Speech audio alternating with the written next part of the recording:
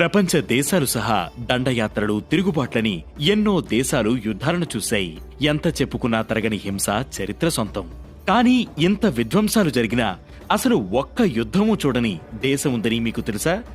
అవును, ఈ మారుమూల ఐరోపా దేశంపై అసలు ఎలాంటి యుద్ధాల ఎఫెక్ట్ పడలేదు. అదే సాన్ మారినో.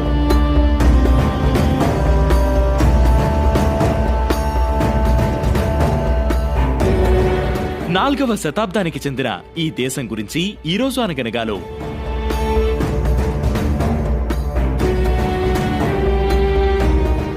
చుట్టూ ఇటలీ దేశం, మధ్యలో ఉన్న పర్వత ప్రాంతాలలో ఈ శాన్ మారినో ఉంది.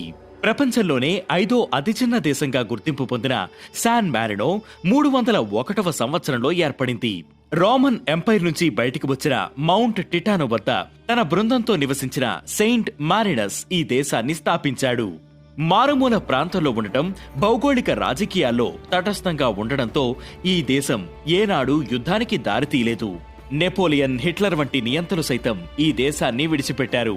నెపోలియన్ అయితే ఈ దేశ స్వాతంత్రాన్ని గుర్తించి తన ఇటలీలోని కొంత భూభాగాన్నిచ్చి శాన్ మారినోకు తీర ప్రాంతం ఉండేలా చేస్తానని ఆఫర్ చేశాడు. కానీ శాన్ మారినో దీనిని సున్నితంగా తిరస్కరించింది. ఇక 2 ప్రపంచ యుద్ధాల్లో దాదాపు ప్రపంచ దేశాలన్నీ తల్లడిల్లిపోతే ఈ దేశ ప్రజలు మాత్రం ఆ కాలంలోనూ ప్రశాంత జీవితాన్ని కొనసాగించగలిగారు. చిరుదేశం తటస్థంగా ఉన్న కారణంగా హిట్లర్ ఈ దేశంపై దండెత్తకుండా విడిచిపెట్టాడు. 1865లో మరణశిక్షను నిషేధించి ఆ నిర్ణయం తీసుకున్న తొలి ఐరోపా దేశంగా, ప్రపంచవ్యాప్తంగా 3వ దేశంగా శాన్ మారినో నిలిచింది. ఇక 1960ల నుంచి ఆ దేశానికి టూరిజం ఓ మంచి ఆదాయ వనరుగా మారింది.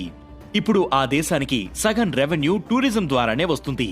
1981లోనే తొలి మహిళా అధ్యక్షురాలిని ఎన్నుకున్న ఘనత ఆ దేశం సొంతం. ఇక 2008లో యునెస్కో ఆ దేశాన్ని వరల్డ్ హెరిటేజ్ సైట్ గా గుర్తించింది. మరి ఈ చిన్న దేశంలో ప్రస్తుతం ఉన్న జనాభా ఎంతో తెలుసా?